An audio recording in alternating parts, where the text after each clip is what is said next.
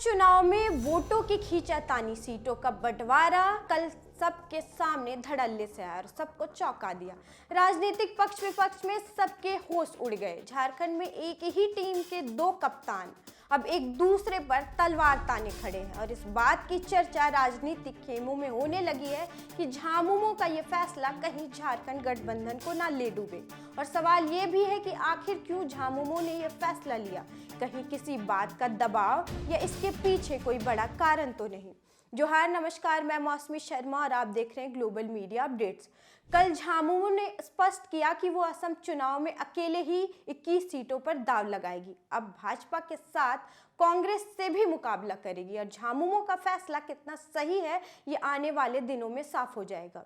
अगर झामुमो जीत ना भी दर्ज कर पाए तो विशेषज्ञों के अनुसार झामुमो की स्वतंत्र उपस्थिति बड़ी बात होगी वहां के लोगों के बीच। फिलहाल इस बात की चर्चा से जरूरी है कि दिल्ली में क्या बात हुई झामुमो के मुखिया और कांग्रेस के बीच, और कांग्रेस की रणनीति क्या थी असम चुनाव को लेकर, और कितनी सीटें जेएमएम को देने वाली थी कांग्रेस। 126 सदस्यों वाली असम विधानसभा चुनाव को लेकर जेएमएम के निर्णय पर कांग्रेस की प्रतिक्रिया आई, जिसमें कांग्रेस के वरिष्ठ नेता और राज्य वित्त मंत्री राधाकृष्ण किशोर ने अपने बयानों से स्पष्ट किया कि कांग्रेस की रणनीति क्या थी और कितनी सीटें ऑफर करने वाली थी कांग्रेस।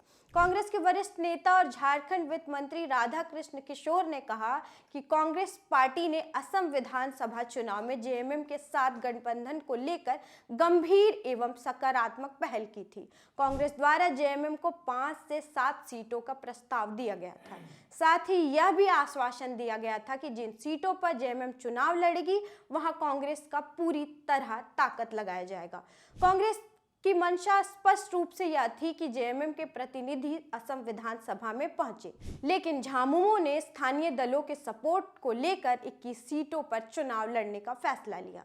कांग्रेस पार्टी असम में झामुमो के चुनावी नतीजे के बारे में कोई अंदाजा नहीं लगाना चाहती, लेकिन यह चिंता जताती है कि झामुमो का यह फैसला आदिवासी वोटों का बंटवारा ना करा दे, जिससे उनकी एकजुट ताकत पर भी असर पड़ सकता है। राधाकृष्ण किशोर के इस बयान से एक बात तो साफ हो गया कि झामुमो के इस फैसले से कांग्रेस दल खुश नहीं है, लेकिन सवाल यह भी है कि झामुमो ने कांग्रेस का प्रस्ताव क्यों ठुकराया, जबकि झामुमो जानती थी कि इस निर्णय से फूट पड़ सकती है पार्टी दलों में।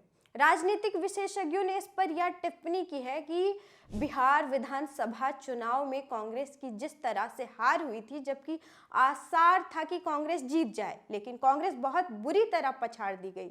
शायद इसी बात से झामुमो ने यह फैसला लिया कि वह स्वतंत्र रूप से लड़ेगी, क्योंकि शायद झामुमो डर गई थी। इस बात की स्पष्टता कितनी सही है इस बात पर भी निर्भर करती है कि झामुमो ने इस बात पर क्या कहा। सोमवार को झामुमो के प्रवक्ता सुप्रीमो भट्टाचार्य ने प्रेस कॉन्फ्रेंस बुलाई थी। वहां जब मीडिया द्वारा सवाल किया गया इस बात पर तो कि झामुमो के इस फैसले से किसका कितना फायदा होगा, भाजपा, कांग्रेस या झामुमो को किसको फायदा होगा, तो सुप्रीमो भट्टाचार्य ने स्पष्ट रूप से कहा कि झारखंड मुक्ति मोर्चा को ही फायदा मिलेगा। वहीं इस बात पर चर्चा करते हुए यह साफ किया गया कि हम जिन प्रत्याशियों को चुनाव में उतार रहे हैं वो भाजपा और कांग्रेस के खिलाफ लड़ेगी। चुनाव को हमें बहुत सरल नजरिए से देखना चाहिए। हम चुनाव लड़ रहे हैं तो इसका मतलब यह नहीं कि हमने कुछ काम नहीं किया, हमने काम जरूर किया है और जनता के बीच जाने का हक भी रखते हैं। जहां तक पार्टी और गठबंधन की बात है तो इस पर हमारा स्पष्ट कहना है कि इंडियन नेशनल कांग्रेस एक स्वतंत्र पार्टी है और वह अपने फैसले खुद लेने के लिए स्वतंत्र है। उसी तरह हम भी स्वतंत्र हैं अपने निर्णय के लिए।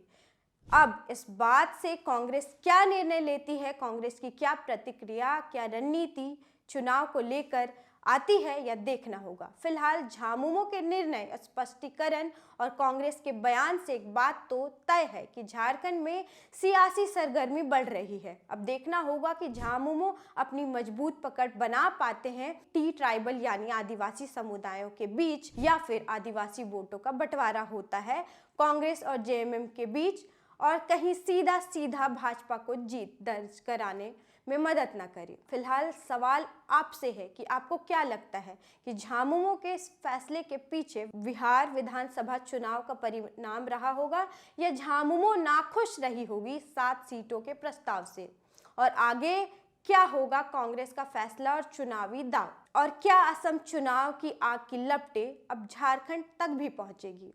क्या होगा आने वाले दिनों में, हमें कमेंट में बताइए। और मेरे साथ बने रहिए ग्लोबल मीडिया अपडेट्स पर। लाइक शेयर सब्सक्राइब करना ना भूलिए। धन्यवाद।